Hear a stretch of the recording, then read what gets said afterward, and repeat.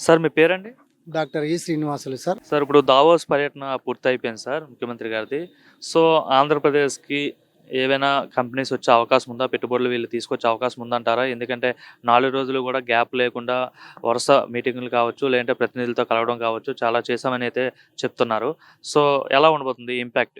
రాష్ట్ర ముఖ్యమంత్రి వర్యులు శ్రీ నారా చంద్రబాబు నాయుడు గారికి దావోస్ పర్యటన చేసి మరి ముఖ్యంగా ఈ మరి మన రాష్ట్రానికి వచ్చినందుకు శుభాభినందనాలు తెలియజేస్తున్నాం. అక్కడ దావోస్‌లో దిగ్విజయంగా పూర్తయింది. గతంలో మరి రాష్ట్ర ముఖ్యమంత్రి వర్యులు శ్రీ నారా చంద్రబాబు నాయుడు గారు పనిచేసినటువంటి అనేక సందర్భాల్లో అనేక పారిశ్రామిక సంస్థలు వచ్చి పెట్టుబడులు పెట్టాయి. ఇప్పుడు కూడా మనం రాష్ట్రం దేశంలోనే నంబర్ 1 రాష్ట్రంగా ఎదుగుతుంది. 100% గ్యారంటీ. యువత టోటల్‌గా సరే మరి నారా చంద్రబాబు నాయుడు మీద నమ్మకంతో ఉన్నారు. యువత భవిష్యత్ అంట నారా చంద్రబాబు నాయుడు మీదనే ఆధారపడి ఉంది. యువత నారా చంద్రబాబు నాయుడు యొక్క పెట్టుబడుల కోసం వెయిట్ చేస్తున్నారు. ఖచ్చితంగా మనం రాష్ట్రం అభివృద్ధి చెందుతుంది నారా చంద్రబాబు నాయుడు గారి ఆధ్వర్యంలో అనే అంశాన్ని మీ అందరికీ తెలియజేస్తున్నాం. అంటే గతంలో జరిగిన దావోస్ పర్యటనలకును, ప్రెజెంట్ ఈ గవర్నమెంట్‌లో జరిగిన దావోస్ పర్యటనలకి తేడా ఏంటంటే ఏం చెప్తారు? సరే గతంలో ఉన్నటువంటి మినిస్టర్లు కావచ్చు, సీఎంలు కావచ్చు, వారు ఎంతసేపున్నా స్వప్రయోజనాలకు మాత్రమే విదేశాల పర్యటన వెళ్ళినట్టుగా మనం తెలుసుకోవచ్చు. ఎందువల్లనంటే ఆ రోజు దావోస్ పర్యటన జరిగినటువంటి సందర్భంలో తదుపరి ఇక్కడికొచ్చి ఏ ఫ్యాక్టరీలు కూడా ఎస్టాబ్లిష్ కాలేదు. ఎలాంటి సంస్థలు రాలేదు. వచ్చిన సంస్థలన్నీ కూడా వెళ్ళిపోయినట్టుగా మనకు దాఖలాలున్నాయి. మరి చంద్రబాబు నాయుడు గారిని చేసినటువంటి ఏ పర్యటన కూడా ఏ శాఖ తీసుకురావడానికి కూడా అన్నీ కూడా సక్సెస్ అయ్యాయి. రోల్ మోడల్‌గా మాత్రం భారతదేశం ప్రపంచానికే రోల్ మోడల్‌గా ఉండబోతుంది అనే అంశాన్ని మనం అనేక సార్లు చూసాము. ఇప్పుడు కూడా చూడబోతాం. అంటే చంద్రబాబు హయాంలో ఎలా డెవలప్ అవబోతుంది ఆంధ్ర అంటే ఏం చెప్తారు? సరే ఖచ్చితంగా యూత్‌ను యుటిలైజ్ చేసుకుంటాడు. ముఖ్యంగా సహజ వనరులు వినియోగించుకోకపోయినా పర్లేదు కానీ, మానవవనరులను సరైన రీతిలో సందర్భోచితంగా ఉపయోగించే గుణము, నేర్పరితనము మన నారా చంద్రబాబు నాయుడు గారికి ఉందని ప్రజల విశ్వాసము, యూత్ యొక్క విశ్వాసం. మరి నారా చంద్రబాబు నాయుడు గారు ఇచ్చేటువంటి అవకాశాల కోసం నేడున్నటువంటి యువత వెయిట్ చేస్తున్నారు. ఈ సంస్థల ద్వారా వాళ్ళందరికీ ఉపాధి అవకాశాలు కలిగితే కుటుంబ ఆదాయము, రాష్ట్ర ఆదాయము, దేశ ఆదాయము మరి ప్రపంచ ఆదాయం కూడా పెరగడానికి మన వంతు మనం ప్రయత్నం చేయడానికి ముందుంటామని మన యూత. అంటే అప్పుడు 95లో అప్పుడు కూడా చంద్రబాబు వెళ్ళి బిల్ గేట్స్‌ని కలిసారు. మరి రీసెంట్‌గా ఇప్పుడు కూడా బిల్ గేట్స్‌ని కలిసారు చంద్రబాబు. ఎలా ఉండబోతుంది కలయిక? చాలా ఆనందదాయకము. ఆనాడు హైదరాబాద్‌ను ట్విన్ సిటీగా డెవలప్ చేశారు. ఈనాడు ముఖ్యంగా ఆంధ్రప్రదేశ్‌ను మరి ఇప్పుడున్నటువంటి విజయవాడ నుండి గుంటూరు వరక ఏదైతే మరి మెయిన్ సిటీస్ ఉన్నాయో ఆ సిటీస్‌ను కలిపేంతటువంటి పారిశ్రామిక డెవలప్‌మెంట్ జరుగుతుందని ఆశిస్తున్నారు యువత అంతా. మేమందరం కూడా ఆశిస్తున్నాము. మరి చంద్రబాబు నాయుడు అంటే అభివృద్ధి అంటేనే చంద్రబాబు నాయుడు. మరి ఈ అంశాన్ని మరిచి మనం ఒకసారి ఓటు వేయక మన రాష్ట్రం అధోగతి అయింది.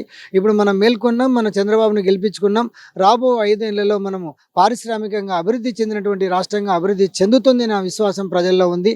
ఈ విషయాన్ని తమరికి తెలియజేస్తాను. లోకేష్ వర్కింగ్ ఎలా ఉందండి? సరే మినిస్టర్‌గా ఉన్నారు. ముఖ్యంగా మరి ఒక ప్రవర్తన తీరు చూస్తే మరి ఎంతటి బీద వాళ్ళు వచ్చినా కూడా సౌమ్యుడిగా పలకరిస్తూ వారికి కావాల్సిన కార్యక్రమాలన్నీ దిగ్విజయంగా కంప్లీట్ చేస్తున్నారు. ముఖ్యంగా మరి లోకేష్ గారికి, ఐటీ శాఖ మంత్రి లోకేష్ గారికి సందర్భంగా కృతజ్ఞత తెలియజేసుకుంటున్నాం. ప్రజా సమస్యలను ఓపికగా 6 గంటల నుంచి 7 గంటల వరకు ప్రతిరోజు షెడ్యూల్ అనౌన్స్ చేసుకొని ఎక్కడి నుంచి వచ్చిన వాళ్ళు ఎవరిని కూడా మరి ముఖ్యంగా ఎలాంటి పరిస్థితుల్లో అసౌకర్యానికి గురి కాకుండా ప్రతి ఒక్క సమస్యకు పరిష్కారం తెలియజేస్తూ తన పర్సనల్ నెంబర్ ఇచ్చాడు. అలాగే ట్విట్టర్ అకౌంట్ ఇచ్చాడు. అలాగే ఐటీ సంబంధించి తీసుకురావడానికి దావోస్కి వెళ్ళి మరి ముఖ్యమంత్రి చంద్రబాబు నాయుడుతో వెళ్ళి దిగ్విజయంగా పూర్తి చేశారనే అంశాన్ని మేము ఈ సందర్భంగా ఖచ్చితంగా నమ్ముతున్నాము. మరి ఐటీ మినిస్టర్గా ఈ యొక్క రాష్ట్రాన్ని అభివృద్ధి పథంలో ముందడుగు చేయడానికి ఖచ్చితంగా వారి వంతు ప్రయత్నం చేస్తారు. మన రాష్ట్రాన్ని దిగ్విజయంగా ముందుకు తీసుకెళ్తారనే నమ్మకం ప్రజల్లో ఉంది సార్. అన్న మీ పేరన్నా? నా పేరు బ్రహ్మయ్య అన్న. బ్రహ్మయ్య గారు. అన్న ఇప్పుడు దావోస్ పర్యటన పూర్తయిందన్న 4 రోజుల పర్యటన. సో చాలా కంపెనీస్ అధినేతలతో అయితే మాట్లాడామని చెప్తున్నారు.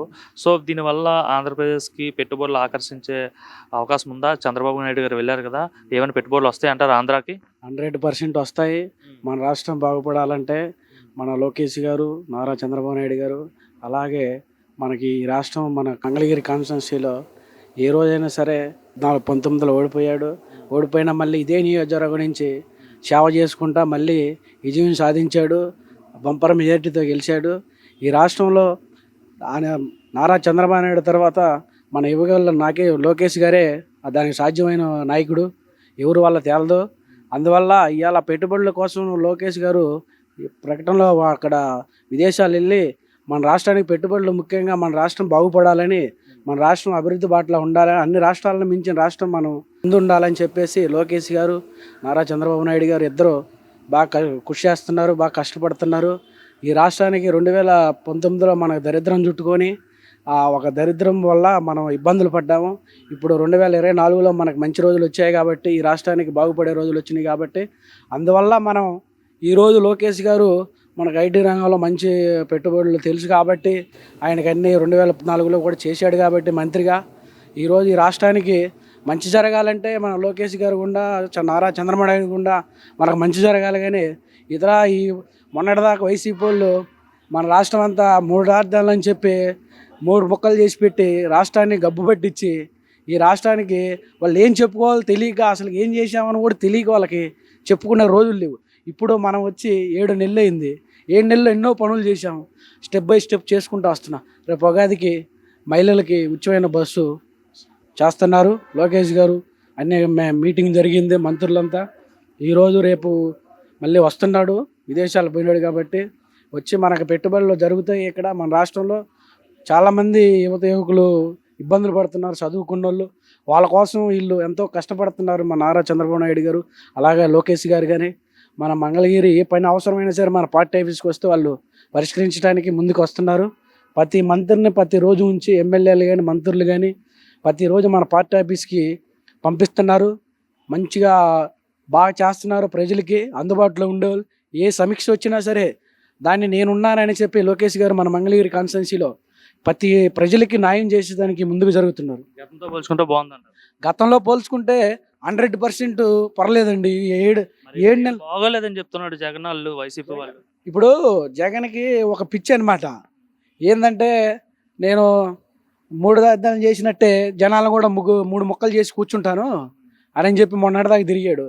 ఇప్పుడు ఏమైందంటే నేను ఏదో ఇరగబొడుస్తాను, మళ్ళీ నా ఎలక్షన్ వచ్చింది. ఏమి వచ్చి ఏం చేయగలిగాడు? 5 ఏళ్ళు ఉన్నాడు, రోడ్లు పగలగొట్టాడు, ఇల్లులు పగలగొడుతున్నాడు, ప్రజల్ని ఇబ్బంది పెడుతున్నాడు. ఇక్కడే మన Undavalli centre Karakattam railway station దగ్గర ఒక అమ్మాయిని రేపు చేసి చంపేస్తే ఏం చేయలేపారు? ఇంటి ముంగలు కూర్చొని ఇంటి ఎదురుగానే ఒక పాపను చంపేశారు. వాడిని ఏం చేయలేక పోలీస్ స్టేషన్కి వెళ్తే ఆ అబ్బాయిని తీసుకొచ్చి అక్కడ పెట్టారు. వాడిని అసలు ఏం చేశారో కూడా తెలియదు. అదే సీఎం గారు ఇంటి ముంగలేది ఒక పాపను చంపేస్తే, నోరు లేని పాపను చంపేస్తే ఏమి చేయలేకపోయాడు. ఇంక రాష్ట్రానికి ఏం చేస్తాడు? మళ్ళీ నేనే వస్తాను, అధికారం అందే, మంచి రోజులు వస్తాయని చెప్పి. మంచి రోజులు ఇంకా ఆయన వస్తే ఇంకేం లేదు, మనందరం పోయి తట్టాబుట్ట చదువుకొని విదేశాలు ఏడాదిక్కడ చెన్నైయో, బెంగళూరు, హైదరాబాద్ పోవాలి. కేసీఆర్ వస్తే హైదరాబాద్లో ఇంకా అది కూడా మనం బతకలేము.